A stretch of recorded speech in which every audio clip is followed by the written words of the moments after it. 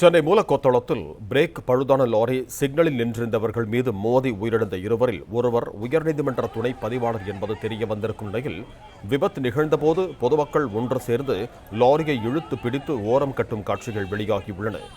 இது தொடர்பான கூடுதல் விவரங்களோடு இணைகிறார் எமது செய்தியாளர் கதிரவன். வணக்கம் கதிரவன், உங்களிடம் இருக்கும் தகவல்கள் சொல்லுங்க. Chennai Moolakothalam Basin Bridge signal அருகே வாகன ஓட்டிகள் சிக்னல் நின்றிருந்த போது ரேஷன் அரிசி ஏற்றி வந்த லாரி பிரேக் பிடிக்காமல் வாகன ஓட்டிகள் மீது தாறுமாறாக சென்று மோதியதில் சம்பவ இடத்திலே தலைநசுங்கி 2 பேர் உயிரிழந்தார்கள். ஒரு பெண் உட்பட 2 பேர் மருத்துவமனையில் அனுமதிக்கப்பட்டிருக்கிறார்கள்.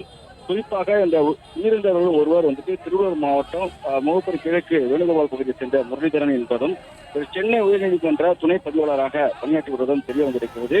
அதே போல மற்றொரு ஆவடி பாலவாடி பகுதியை சேர்ந்த கௌதமன் என்ற 60 வயது முதியவர் என்பதும் தெரிய வந்திருக்கிறது. இதேபோல காயமடைந்த பெண் ராஜேஸ்வரி என்பவர் கென்னடி நகர் வேசவாடி பகுதியை சேர்ந்தவர் என்பதும், இவருக்கு இடது கால் பாதம் மற்றும் இடது முழங்காலில் காயம் ஏற்பட்டிருப்பதாகவும், இவர் உயர்நீதிமன்றத்தில் உதவியாளராக பணிபுரிந்து வருவதும் தெரிய வந்திருக்கிறது. அதே போல மற்றொரு நபர் பாலகிருஷ்ணன் என்ற 63 வயது நபருக்கும் காயம் ஏற்பட்டிருக்கிறது. இவர் இருவரும் சாலை மருத்துவமனையில அனுமதிக்கப்பட்டிருக்கிறார்கள்.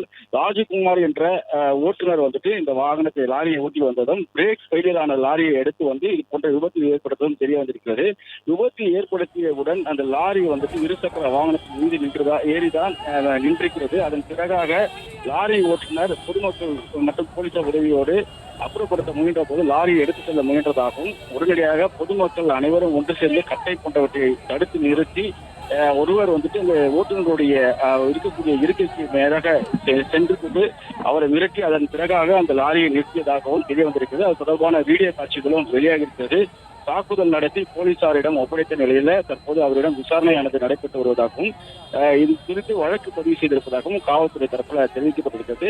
வண்ணாரப்பேட்டை போலீசார் போக்குவரத்து புலனாய்வு போலீசார் இதுக்கான விசாரணை மேற்கொண்டு வருகிறார்கள். லாரி ஓட்டுநர் ராஜகுமாரிடம் விசாரணையை செய்து இந்த லாரியும் பறிமுதல் செய்யப்பட்டிருக்கிறது. 2 பேர் உயிரிழந்த நிலையில 2 பேர் படுகாயங்களோடு மருத்துவமனையிலே சிகிச்சை பெற்று வருகிறார்கள். உயர்நீதிமன்ற துணை பதிவாளர் உயிரிழந்திருப்பதாகவும் காவல்துறை தரப்புல தெரிவிக்கப்படுகிறது. பிளே ஸ்டோர் மற்றும் ஆப் ஸ்டோரில் இருந்து பாலிமர் செயலியை QR கோடு மூலம் பதிவிறக்கம் செய்யுங்கள். செய்திகளை உடனுக்குடன் பெறுங்கள்.